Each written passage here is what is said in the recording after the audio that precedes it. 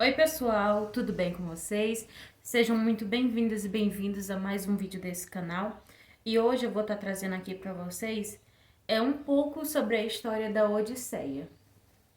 É uma epopeia grega que está dividida em duas partes da literatura grega, que a primeira é sobre a Ilíada e a segunda é sobre a Odisseia. E hoje eu vou estar falando para vocês um pouco sobre a Odisseia, tá bom? Então fica nesse vídeo até o final. E, gente, para nós estarmos entendendo sobre a história da Odisseia, a gente tem que entender como que ela foi construída, né?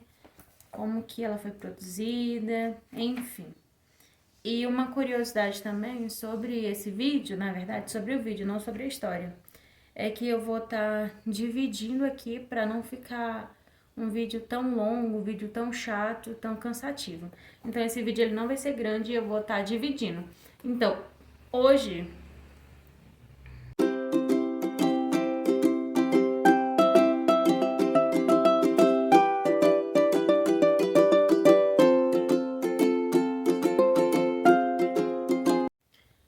gente, esse vídeo sobre a Odisseia não é o vídeo completo.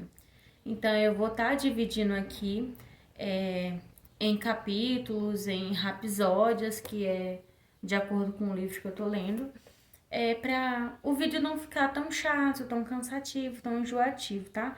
E para alcançar o principal objetivo, que é entender a história. Então a gente vai tentar entender a história e hoje nós vamos falar sobre a introdução e o capítulo 1, ou Rapsódia 1, tá bom? Então vamos ficar combinados assim. Gente, para nós estarmos compreendendo toda a história da Odisseia e tudo que aborda nesse livro, é preciso a gente estar entendendo que também não existe só essa edição aqui, tá? Essa edição é do Victor Civita, mas tem outras edições também, como por exemplo a Cultrix. Mas vai dependendo do gosto de cada um. Eu indico essa editora. Eu gostei mais dela, muito mais. Então vamos entender um pouco sobre a Odisseia. Primeiro, a introdução. Eu acredito que a introdução ela seja muito importante, porque a gente vai ter mais ou menos um norte do que vai falar, o que vai abordar. A Odisseia, ela faz parte das duas grandes epopeias gregas. E a primeira é a Ilíada, que fala sobre a expansão da raça, certo? E aí depois vem a Odisseia, mas aqui não é para falar sobre a Ilíada, e sim sobre a Odisseia. E na Odisseia vai falar sobre as aventuras do mar. Então vai falar muito sobre o mar. Então essa epopeia que ela tá aqui nas minhas mãos vai falar sobre a aventura dos marinheiros, a aventura dos mares. E isso envolve uma trama completa, certo? Que eu não irei falar agora. Vamos assistir durante os vídeos. E o que é importante a gente entender? Os personagens principais, que é o que? Ulisses. Ulisses, ele é aqui o personagem principal. E depois vem a Penélope, que é a esposa de Ulisses, e o Telêmaco, que é o filho de Ulisses. Então a gente tem que entender o que é agora. Todo mundo acha que Ulisses está morto. E a Penélope chora e chora e chora.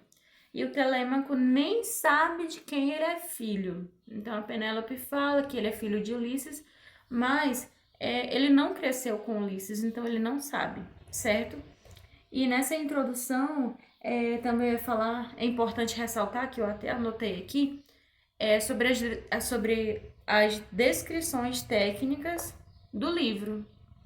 Então, por exemplo, esse livro aqui, ele é um livro em prosa, mas ele foi todo escrito em poesia.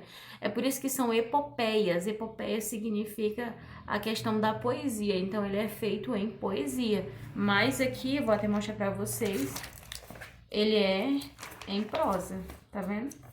Ele é todo em prosa, tá bom? Então, nesse livro, há muitas descrições minuciosas, muitas descrições técnicas, e isso comprova ainda mais a significância e a relevância da Odisseia, né? Então, é como eu havia falado, e todas essas descrições é para estar falando sobre essas viagens no mar. Então agora vamos falar do que importa, da história. Então, gente, essa história é muito legal. Vamos lá, vamos entender um pouquinho. Primeiramente, a gente vai falar sobre a Rapsódia 1. Então, vai ser um vídeo curto. E depois vai seguir os outros vídeos aqui, até a gente acabar ele. Vamos tentar acabar ele. A leitura, ela não é fácil. Ela é um pouco complicada e chata também. A gente tem que ter isso em mente. Mas com muito foco e dedicação, a gente consegue chegar lá. Enfim, vamos lá. Começa com Atenas falando para Zeus, pedindo para Zeus, perguntando sobre o paradeiro dele e fala que ele tem que voltar para a terra dele. A terra dele é Ítaca, é uma ilha que se chama Ítaca. E o Ulisses, ele tá longe da família, longe do filho recém-nascido. Então, e aí, onde que o Ulisses está? Gente, o Ulisses, ele tá sobre o domínio da filha de Atlas, que é a Calypso. Então, ele tá nas ilhas dela e ele tá como refém, como preso. É um preso, ele tá como um cativeiro lá. E sabe o que é interessante? A Calypso quer ele, de todas as formas. Esse que é o interessante também.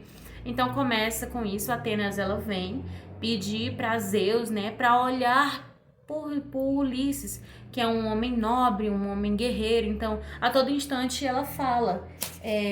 Eu até peguei aqui o livro para estar lendo uma partezinha para vocês que eu acho muito interessante. Ela fala assim, ó: meu pai, dominador supremo, muito justa foi a morte que derrubou o homem. E morra com ele todo aquele que praticar crimes da mesma espécie. Confrange-se-me, porém, o coração, ao relembrar o prudente Ulisses, esse infeliz que há tanto tempo sofre. Longe dos entes queridos, numa ilha circundada pelas ondas que emergem do meio do oceano. Então aqui, Atenas, ela tá falando, na verdade tá suplicando, vocês percebem? Suplicando a Zeus para ter compaixão do Ulisses, que ele tá nessa ilha, na ilha da Calypso, que eu já falei aqui, que é a filha de Atlas. E que ela tem uma paixão aí por ele, tá bom, gente? O que acontece? Zeus, ele pega e fala assim, minha filha, eu vejo o quanto que Ulisses, ele serviu para nós deuses.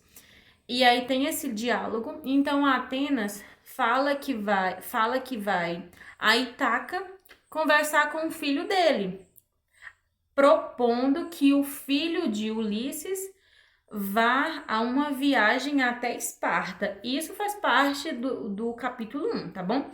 Então, o que acontece?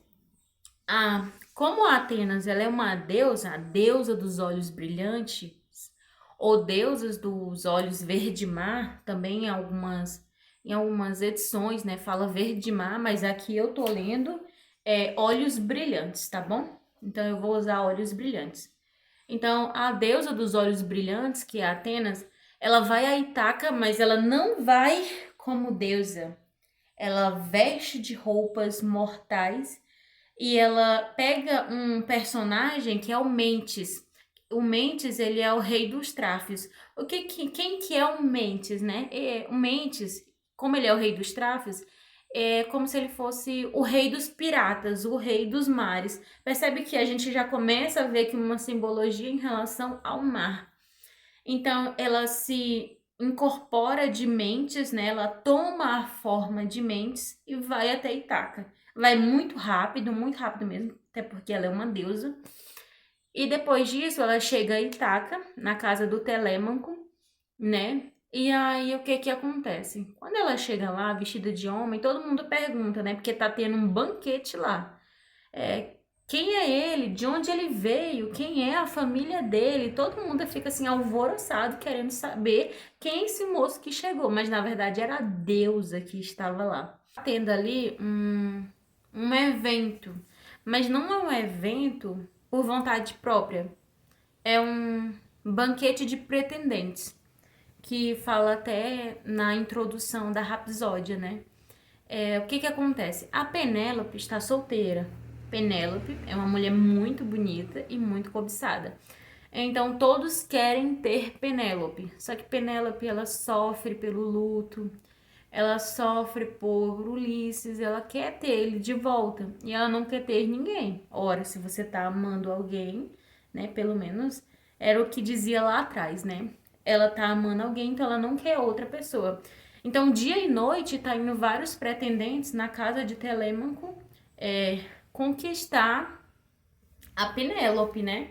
Só que ela não quer eles e pronto.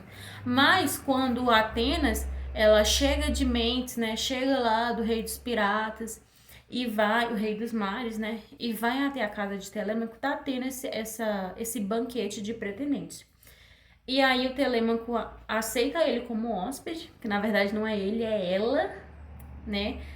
No livro, se você prestar um pouquinho de atenção, eu tive que ler 2 vezes para entender que ele era ela. Então, isso é uma coisa bem legal. Então, ao passar da história, ao passar da noite, o Telêmaco vai no ouvidinho, né, da deusa, que na verdade é um homem ali, e fala: Por que tu veios aqui? Quem tu és? E aí ele fala: Eu sou Mentes, rei de Tráfios. Só que aí ele vê que não é bem ele. Dá para entender no livro isso. E aí a musa, né, a deusa, ela pega e fala: Ulisses não está morto. E aí ele fica surpreso. Como que um mero mortal, que nem é um aqueu, né, que aqueus são os, como que eu posso dizer, as pessoas que iam lutar e tudo, sabe que ele está vivo.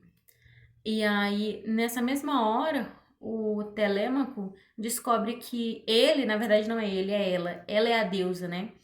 Então, rapidinho aqui para esse vídeo não ficar longo, tá bom? A deusa fala que ele está vivo e que ele não pode deixar acontecer o que está acontecendo. Então, tem várias pessoas entrando na casa dele, bebendo, comendo à vontade, fazendo o que quer. Sabe, é um banquete, é um divertimento infantil. A Atenas fala para ele: você não tem mais idade para estar se divertindo e isso e isso. E aí ela pergunta para ele: Tu és mesmo filho de Ulisses, o grande? E aí ele fala que a Penélope sempre falou que ele é filho dela, mas ele não conhece ele, né? Por intimidade, por aquela questão toda. Mas aí a Atenas fala que a semelhança é surreal, que eles se parecem demais.